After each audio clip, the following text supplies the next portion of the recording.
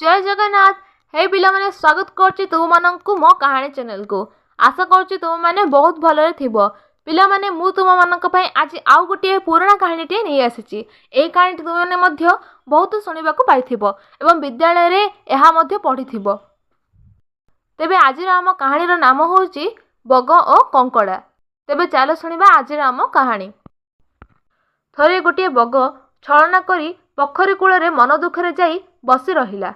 माछ बेंग गेंडा किछि मध्य खाइला नाही। उपासरे सेठारे बसी रहिला। माछ माने बग पाखकू गले मध्य बग सेमानंकु खाइला नाही। दिने गोटे माछ पचारिला, बग मौसा तुमे काहेकि न खाई उपासरे बसी रहुछ? बग कहिला, मु मो जीवन रे जीव हत्या करी बहुत पाप करिछि। तार प्रायश्चित पई किछि दिन एहिपरि उपास रही तपस्या करिबी। मु गोटे कथा शुणिबारु मोर मन बेसी दुख। माछ व्यस्त होई पचारिले, कथा कौन कुह? बग कहिला, मु एही पाख गाँरु शुणी आसिली जे एही गाँर केउटा माने काली सकाळे पोखरीर पानी बही माछ धरी जिबे। माछ माने एहा शुणी बगकू कहिले, मौसा आमको एही विपदरु रक्षा कर। बग किछि समय उपरे भाबी कहिला जे तुमे माने राजी हेले मु कहिबी। मु तो बेसी बड़ नुहे जे तुमको एकाथरे केउ आड़े नै जिबी।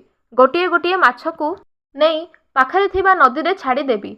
ए कथारे समस्ते राजी होई गले। बग गोटिए गोटिए माछ नहीं गोटिए बरगछ मूଳରେ सबको खाउथाई। एहिपरि प्राय सब माछको मारी खाई सारिला। शेषरे कंकड़ार पाଳି पड़िला।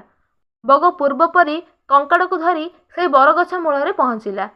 जेतेबेले कंकड़ा से बरगछ मूଳରେ पहुँचिछि सेतेबेले से देखिला जे से बरगछ तळे किछि माछ मानकर कंटा पड़छि। एहाकू देखि कंकड़ा मध्य जानि पारिला जे बग सब माछ माननकू मारी खाई सारिछि।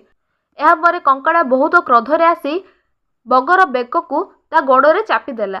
शेषरे बगर प्राण गला। तेबे पिला माने एथुरु आमे कोन शिक्षा पाइले? पर पई खाल खोलिले निजे से खालरे पड़िबाकू हुए। बुझी विचारी कार्य कले प्रमोद न पड़ई भले। तेबे एही कहानीर किछि प्रश्न मु तुम माननकू पचारिबी। कमेंट माध्यम रे एहार उत्तर मते देई परिबो। प्रश्न 1, बगटी छलना करी केउठी उपासरे बसी रहिला।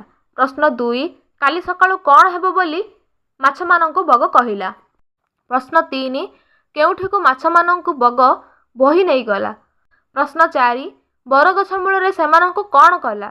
प्रश्न 5, कंकड़ा शेषरे बगकू कोन कला। आशा करूछि तुम माननकू एई कहानीटी पसंद आसीथिबो। धन्यवाद।